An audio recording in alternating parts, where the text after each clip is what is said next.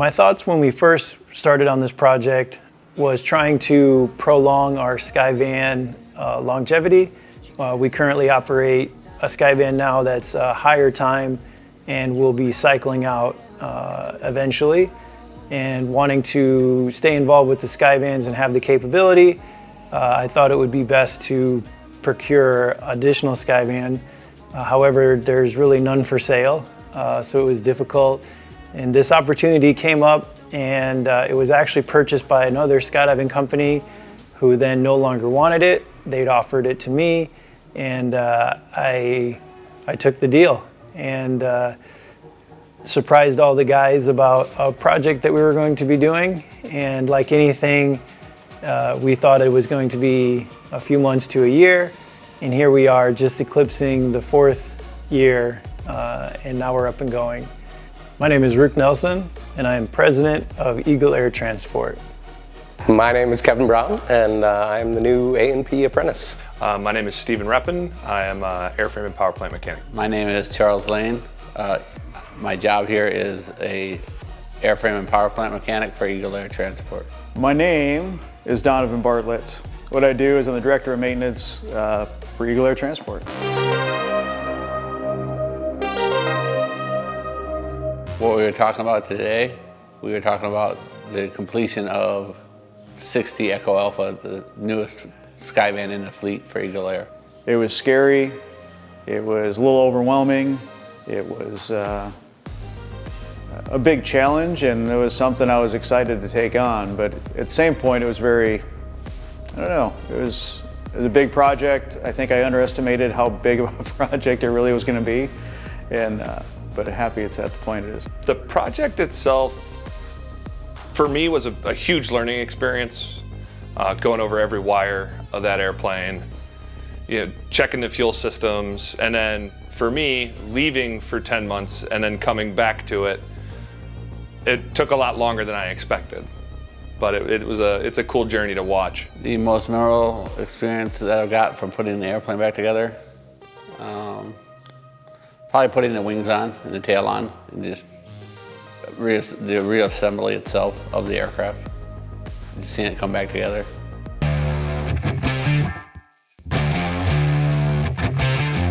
So what did the plane look like when we first got it? So when we first got there, the plane was basically an empty fuselage. No wings, no tail, no control surfaces, no interior, no instruments, no avionics. The landing gear was still on it, but we had to take that off to transport it. It was pretty barren. And it's in this hangar, and you couldn't really walk around the whole thing.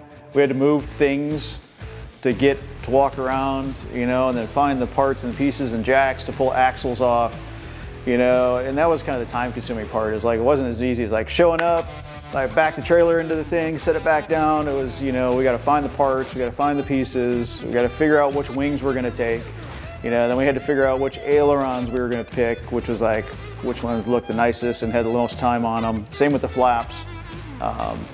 And then the tail, actually the tail that's on it, the stabilizers are original to that airplane, so that was kind of cool. We found those, and those are still available. And that was logistically trying to figure out how to fit everything onto the truck and trailer, and then the back of a 12-foot U-Haul. And so how do we do with these wings, right? So we're well, they'll slide right in the back. So we ended up, an old, the worst shaped forklift you can imagine. Is what we ended up using. It shakes, rattles, barely starts. The one big one he had, stopped working as we were trying to get the tail feathers out of the ceiling. And so then we had to hurry up and try and get the other little one going. So we finally got that going and everything loaded in, and it just took everything took 4 times longer than it needed to, which is kind of the way everything working on a Skyvan in my experience has been. I've been pretty good over the years of going, this project with this Otters, that's going to take an hour to 2 hours. I look at the same thing on the Skyvan, I go, hey, it's going to take 2 hours. The next thing I know, it's 2 days later, and we're still tracking stuff down. But the actual condition of it was parts and pieces. There was nothing complete about it when we first showed up to get it. What did it take to get the airplane back to Chicago? Well, we borrowed a truck and trailer from the guy we bought it from. It entailed you know, getting permits for wide loads. It entailed, you know, having a crew of guys to go over and help, you know, put the thing on a truck and trailer, secure it, scavenge as many of the big parts that we knew we were going to need, wings, tail feathers, control surfaces, getting those involved in a U-Haul. We actually flew down in the Caravan, if I remember right, me and Russ and Woody and myself. Who else was with us? I don't remember. It was just 3 of us. Anyways, working on that and getting it all kind of strapped down, which took a better part of a day to scavenge all the parts, get everything in. We put the wings in the back of this thing, so they're hanging out the back, and you know, it was a long winding road back, wide load, which was just under like needing special permits. Just got the special wide load permit. But there's a stick shift, old diesel beat up truck that kind of looked like what the plane looked like when we got it here, but it was good. We made it from point A to point B. My thoughts when we first saw the airplane was one of hope. The airplane was completely dismantled. There was no wings, tail. There was basically just a fuselage. I remember when that plane showed up on a trailer, and I was shocked. I said that it looks like a pile of junk and this thing's gonna fly. And over the years, I've got to sit and watch slowly come together, all the old paint stripped off, get new paint looking like just like one of our birds, and slowly but surely, this pile of junk is a flying aircraft. It's pretty awesome. The airplane looked like parts and pieces. It showed up on a trailer in parts and pieces with the wings sticking out of the back end and the tail disconnected. When I first saw the Skyvan, I actually thought it was a helicopter because it didn't have wings, it didn't have a tail, and it was just square.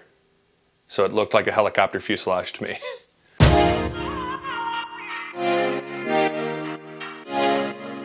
So my role was as an A&P, it was as a director of maintenance, it was as parts procurement, some HR, was a little bit of everything involved with it, and then also trying to find people that had the parts we needed.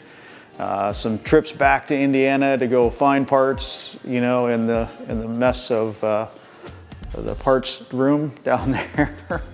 And so that was my role. I think a little bit of everything was the role. My major roles in getting the airplane back to an airworthy condition were metal fabrication, reinforcing the structure, assembly of the structure, hanging the engines, electrical, tracking, diagnosis, electrical assembly, pretty much the whole 9 yards. So some of the roles I've had working on the plane is I did a lot of the wiring checks, so that was pretty tedious. I've done a lot of the landing gear overhaul stuff, making sure those are serviceable and ready to go. We've had some struggles with some stuff, getting O-rings and different parts, but I mean, we've been, as a team, we work on it kind of all the same. We're involved in every project. It's not like one guy is specifically one thing, which is one of the things I love about this team, is we're all a team.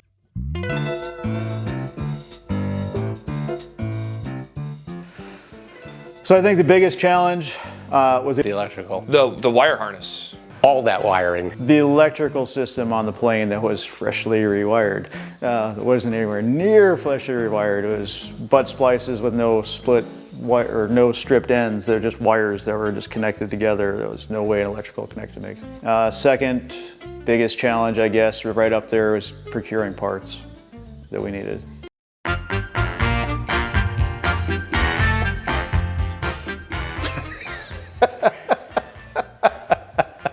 I have no clue. Thousands. Yeah, the challenging part about that is that, you know, we have a fleet of other planes. We have Twin Otters, we have the Caravans, we have the other Skyvan going. So our timeline, once the season started, to work on getting this one going was limited. Like, oh, we're gonna get it all set. And then next day the season starts and then we're just busy working on doing the other things. I would have to really look at how many hours I've had working on that plane to truly know. I'd have to get into the logbooks again. The number of hours in putting the aircraft back together, it's hard to guesstimate. Countless, a lot. We've been working on it, what, close to 4 years now? Man, I don't even know. I wouldn't even hazard a guess. A lot. How many hours do I have involved with putting the airplane back together?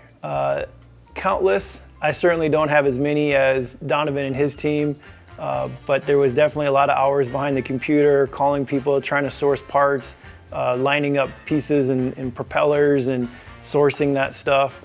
So my role was a lot of logistics on that end, not so much putting it back together, but just office work of finding pieces and parts and getting things here so the guys could stay working on it. I think the most rewarding process was seeing it take off for the first time. And then just anytime we've gotten it out to start the engines, anytime it's made a milestone has been rewarding. It'll be a lot more rewarding when I start seeing jumpers come out of the back. The most memorable experience that I've got from putting the airplane back together, probably putting the wings on and the tail on, and just the reassembly itself of the aircraft. Just seeing it come back together. The most rewarding now, yeah, when it's complete. That was the rewarding part. The most rewarding part about this whole rebuild was seeing everybody's reaction when the first flight happened. The first flight happened by happenstance. We didn't mean to do it. We were just doing some high-speed taxis, and I looked over at Donovan, who was in the plane, and I was like, hey, let's get the weight off the wheels and see if we can't get it in a little bit of ground effect while we traverse down the runway. Well, I powered it up, I got it going, I pulled back on the yoke, and the next thing I know, I was 300 feet in the air. I immediately chopped the power, I nosed the airplane over, and quickly recognized that there wasn't enough runway to make a complete stop landing. So I just basically looked at him and I'm like, we're going around. And very gingerly, as I could, maneuvered the airplane back around. The plane flew great, and then we landed, and I remember Donovan and I high-fiving, and we're like, we did it.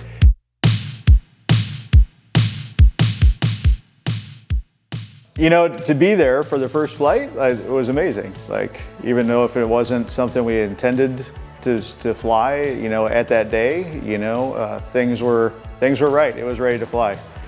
When the airplane took off for the first time, I was still at my previous job, and Steve sent me a text message. It flies, it's flying! And it was a text, so I mean, obviously the emotion, I added that in, but I could hear it in his letters, all caps. I was like, were they supposed to do that?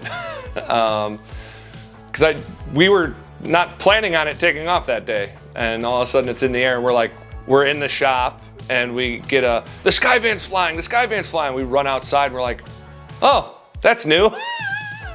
The first time I saw it fly, I was thinking that was not planned. I don't think that was supposed to happen, but it's good that it did.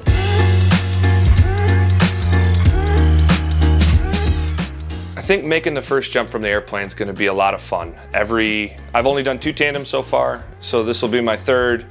I know it's going to be a lot of fun because it's going to be myself, Donovan, Charles, and KB. Like, these are guys that I've come to know really well over the last couple of years, and I can't wait to jump with them. I can't wait to make a jump out of that plane, and being one of the first ones, I feel like it's just the cherry on top of all the new directions my life's been taking. It's going to be pretty amazing. To make the first jump from that airplane is going to be awesome.